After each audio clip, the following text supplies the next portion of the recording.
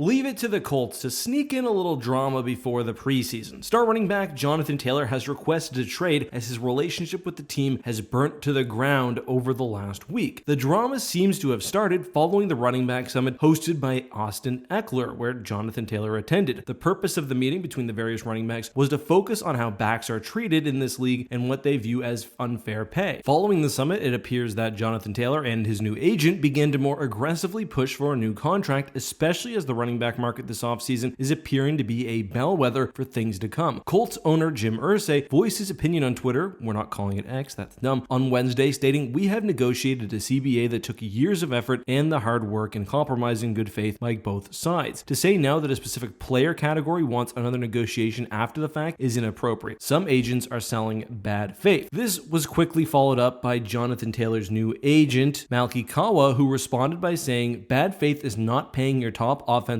player." Then replied to another tweet saying, "Hopefully the relationship will be fixed," with "I doubt it." This began a firestorm of speculation as Colts beat and national reporters scrambled for answers. Jonathon Taylor did actually still show up for training camp, but not in uniform, just standing on the sidelines and scowling. Not a great look for a guy trying to get a new contract, or stay home, or practice. On Saturday, Jim Irsay had an hour-long meeting with JT in his camper at the Colts practice facility. We're not entirely sure of the details of the meeting, but it apparently was stressed to JT that the Colts are one of the best teams to play for because of how much they care for their players. After that meeting, it was then announced that Jonathon Taylor had requested a trade, with Irsay then tweeting that the Colts would not be trading JT under any circumstances. On Sunday, it was then rumored that the Colts may place JT on the non-injury list for an injury he purportedly suffered while training privately in Arizona. JT has, of course, denied this injury as being true, and it's unclear exactly what's going on. Jesus. Now, to be clear, Jonathon Taylor's contract does not expire until the 2024 season. The running back spent most of 2022 dealing with injuries after excellent rookie and sophomore seasons. However, the Colts do have the option of franchise tagging Taylor for at least 2 successive seasons if they choose to take that route. There's a lot of angles and nuances to this story. On Jonathon Taylor, you can't blame the young running back and running backs in general across the NFL for wanting to get their bag. It's become very clear this season that the league just doesn't value RBs like they used to, as stars like Ezekiel Elliott and Dalvin Cook still do not have new contracts, while other stars like Austin Eckler and Saquon Barkley struggled to get good deals. At the same time, having your agent put your teams, your owner, and quite frankly the fans on blast is not a great look. And it could be argued that you learn a lot about a person based on the company they keep. Reportedly, JT is asking for something around $16 million a year. For context, that gives him a yearly salary on the same pace as Christian McCaffrey, and as good as JT is, he's no CMC, and you can really look to his so-so pass blocking, and his decent, if admittedly underutilized receiving skills, alongside, of course, being a great runner. On the Colts side of things, it's also not good to have your owner airing your team's dirty laundry out in public. Jim Irsay is one of the NFL's most colorful characters, often being very vocal, especially for an owner, but